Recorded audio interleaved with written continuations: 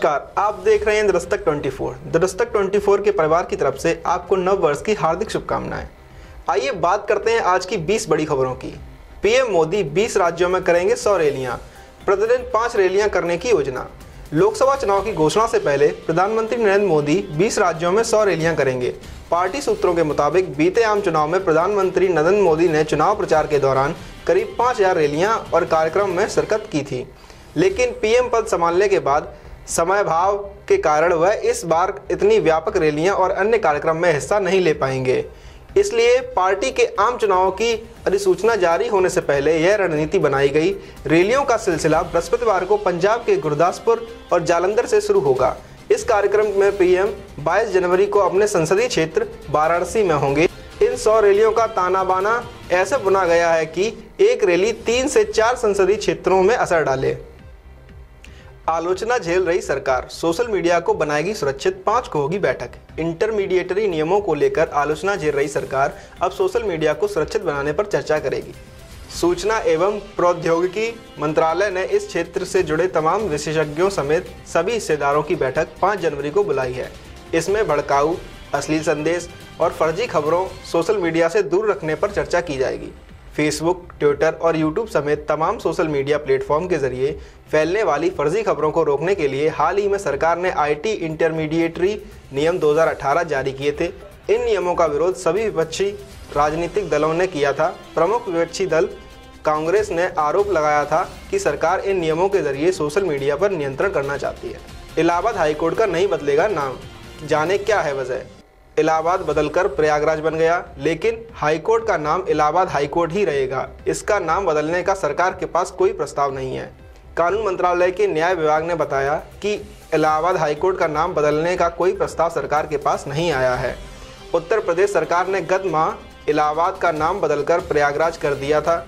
इसके खिलाफ हाईकोर्ट में एक PIL भी दायर की गई थी, जिसपे हाईकोर्ट ने खारिज कर दिया था। इसके बाद एक PIL सुप्रीम कोर्ट को भी आई, जिसे सुप्रीम कोर्ट ने सुनने से इनकार कर दिया था। सियासत में उतरेंगे प्रकाश राज, लड़ेंगे 2019 का लोकसभा चुनाव। रजनीकांत और कमल हसन के बाद अब मशहूर अभिनेता प्रकाश राज ने भी सियासी अखाड़े में उतरने का ऐलान किया है। ट्विटर पर नए साल की शुभकामनाएं देते हुए प्रकाश राज ने यह जानकारी दी। उन्होंने लिखा, नए साल की शुभकामनाएं, नई शुरुआत, ज़्यादातर जिम्मेदारी, आने वाले लोकसभा चुनाव में निर्दलीय प्रत्याशी के रूप में मैदान में उतरूंगा, सीट की जानकारी जल्द ही दूंगा, अब की बार जनता सरकार। कई चर्चित फिल्मों में अभिनय कर चुके प्रकाश राज सियासी मुद्दे पर काफ़ी मुखर रहे हैं। कई बार वे मौजूदा मोदी सरकार के खिलाफ भी टिप्पणी कर चुके हैं। गरीब परिवारों को निःशुल्क रसोई गैस कनेक्शन उपलब्ध कराने वाली प्रधानमंत्री उज्ज्वला योजना का दायरा बढ़ाने के 1 महीने के भीतर ही इसके लाभार्थियों की संख्या 6 करोड़ तक पहुंच गई है। रेलवे ने अपनी सुविधा की दरों में किया इजाफा, यात्रियों की होगी जेब ढीली। रेलवे स्टेशन पर लगी वाटर मशीनों से साफ पानी पीने के लिए यात्रियों को जेब ढीली करनी पड़ेगी। अब यात्रियों को एक गिलास के लिए 1 रुपये की बजाय 2 रुपये की कीमत चुकानी होगी। प्रति कंटेनर 3 रुपये में खरीदना होगा। आपको बता दें कि रेलवे बोर्ड ने जून 2015 में आम रेल यात्रियों को सस्ती दर पर शुद्ध पेयजल मुहैया कराने के लिए WBM योजना लागू की थी। केरल सरकार ने बताया कि सबरीमाला मंदिर केरल में महिलाओं के प्रवेश का विरोध करने वालों के खिलाफ मंगलवार को एक 620 किलोमीटर लंबी महिला श्रृंखला बनाई गई, जिसमें अभिनय, खेल, राजनीति समेत विभिन्न क्षेत्र की महिलाओं ने हिस्सा लिया। कमलनाथ बोले, मध्य प्रदेश की जनता करेगी अफसरों के काम का मूल्यांकन। मध्य प्रदेश के मुख्यमंत्री कमलनाथ ने कहा कि सरकारी विभागों और अधिकारियों के कार्य का जनता द्वारा किया गया मूल्यांकन को ही सही माना जाएगा। उन्होंने कहा कि यदि जनता कहती है कि अच्छे कार्य हो रहे हैं तो सरकार को भी अच्छा मानना होगा, और जनता कहती है कि अच्छे काम नहीं हो रहे हैं या अपेक्षा अनुसार नहीं हो रहे हैं तो सरकार जनता की राय को ही मानेगी। मुख्यमंत्री कमलनाथ सोमवार को छिंदवाड़ा स्थित फुटवेयर एवं डिजाइनर सेंटर में संभाग और जिला स्तरीय अधिकारियों की बैठक को संबोधित कर रहे थे। अन्ना हजारे ने दी 30 जनवरी से आमरण अनशन की चेतावनी। सामाजिक कार्यकर्ता अन्ना हजारे ने फिर से आंदोलन करने की धमकी दी। उन्होंने प्रधानमंत्री, लोकसभा अध्यक्ष और राज्यसभा के सभापति को पत्र लिखकर 30 जनवरी 2019 को आमरण अनशन शुरू करने की चेतावनी दी। अन्ना ने कहा, भ्रष्टाचार को रोकने वाला लोकपाल लोकायुक्त कानून तो बन गया, अब सिर्फ कानून पर अमल करना है। उन्होंने कहा कि मोदी सरकार को सत्ता में आए 4.5 साल हो गए हैं। लेकिन अब तक इस कानून पर केंद्र सरकार ने कोई ठोस कदम नहीं उठाया। इस बाबत मैंने मोदी सरकार को 32 बार पत्र लिखा, लेकिन कोई जवाब नहीं आया। सरकार लगातार लोकपाल की अनदेखी कर रही है। नव वर्ष के मौके पर दिल्ली मेट्रो ने महिलाओं को दी खास सौगात। दिल्ली मेट्रो रेल कॉरपोरेशन ने नए साल के मौके पर महिलाओं को बड़ा तोहफा दिया। आज से दिल्ली मेट्रो की हर ट्रेन का पहला डिब्बा महिलाओं के लिए आरक्षित होगा। मेट्रो कॉरपोरेशन की ओर से यह फैसला महिलाओं को सुरक्षित यात्रा और सभी ट्रेनों में एक जैसी सुविधा मुहैया कराने के लक्ष्य से लिया गया है। आपको बता दें कि 2018 तक यह मेट्रो ट्रेन का पहला और आखिरी कोच महिलाओं के लिए आरक्षित होता था। यह सुविधा लाइन 1 यानी दिलशाद गार्डन से रिठाला जाने वाली रेड लाइन की मेट्रो में थी। यूपी का ये शहर देश में सबसे ज़्यादा प्रदूषित, यहाँ की हवा सबसे ज़्यादा खतरनाक।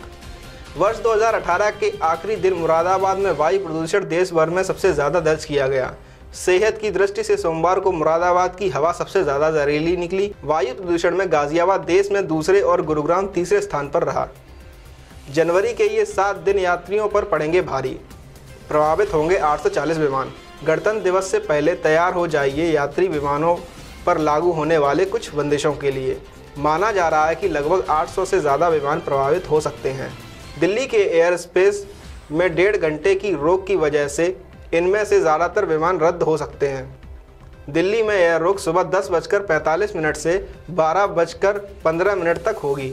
18, 19 और 20 से 24 और 26 जनवरी ये 7 दिन गणतंत्र दिवस की तैयारियों को मद्देनजर यात्रियों पर भारी पड़ने वाले हैं। यूपी के जनपद कासगंज में दहाड़े पूर्व मंत्री बाबू सिंह कुशवाहा। कासगंज के गंज डड़वारा में बौद्ध एकता समिति द्वारा विशाल बौद्ध सम्मेलन का आयोजन किया गया। इस आयोजन में मुख्य अतिथि के रूप में पूर्व कैबिनेट मंत्री व जन अधिकार पार्टी के संस्थापक माननीय श्री बाबू सिंह कुशवाहा जी और विशिष्ट अतिथि के रूप में cancer surgeon doctor Naval Kishore जी आए। श्री कुशवाहा ने कहा कि धर्म को बढ़ाना हमारा सबसे बड़ा कर्म है और जो धर्म को नहीं बढ़ा सकता वह कुछ भी नहीं कर सकता।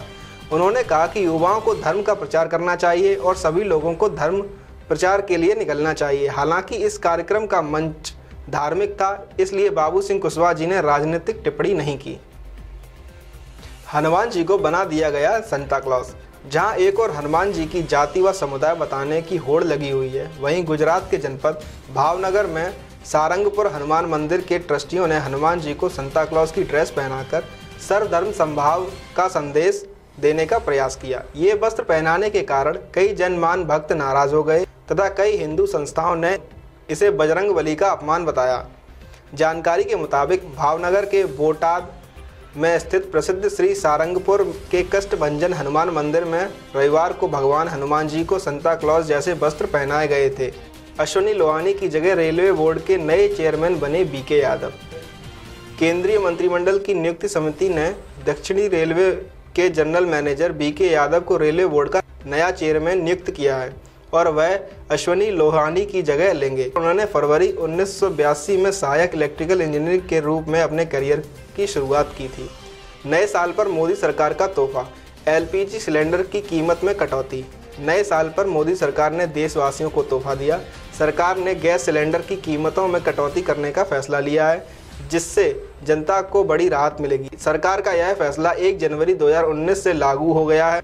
अब बात करते हैं बीते साल 2018 के सुपर हीरो की। जी हाँ, बात कर रहे हैं एनडीआरएफ के जवान कन्हैया कुमार की।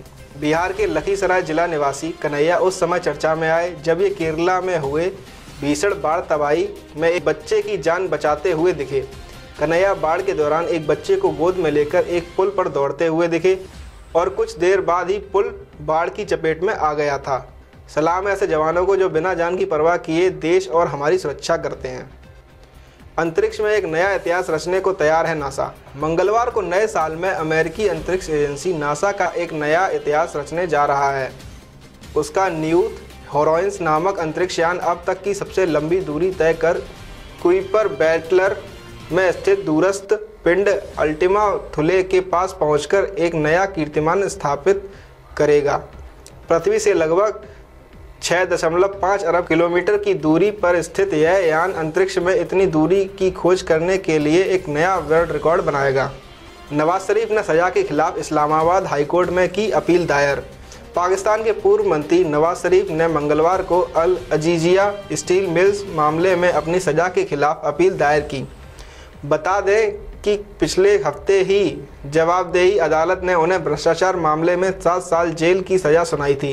लाहौर की कोट लखपत जेल में बंद शरीफ ने इस्लामाबाद हाईकोर्ट में अपने वकील ख्वाजा हारिस द्वारा अपील दायर कराई। एक खबर आ रही है एक बच्चे के गुमशुदा होने की। इस बच्चे की आयु 14 वर्ष है और इसका नाम अर्पित है। यह जिला मैनपुरी तहसील भोगांव में गांव भदौरा का निवासी है। यह बच्चा 29 दिसंबर से गायब है। आइए देखते हैं हमारे संवाददाता कपिल वर्मा की है रिपोर्ट। आपके बच्चे का क्या नाम था? अर्पित नाम था। लड़के का नाम अशोक है। अच्छा, पिताजी का नाम अशोक है और अर्पित नाम। बच्चे की 14 वर्ष 15 को 14 के ऐसी है। कितनी तारीख को घर से गया? शनिचर के दिन, शनिचर को लला 4 बजे शनिचर का निकला लला। गुमशुदा की रिपोर्ट मतलब दर्ज कराई है थाने में और कोई मतलब अभी रिश्तेदारी वगैरह में आपने पता किया? सबराए लला करो, सबराए करो। हाँ, तो कहीं दूर की रिश्तेदारी आप देखते हैं कहीं कोई ऐसे दोस्तों वगैरह उसके जो मित्र थे वहाँ? देखा तो सब आए। बच्चे की तहरीर दी गई है थाने में और अभी तक बच्चे का कोई पता नहीं। घर वालों का कहना है कि दरोगा जी की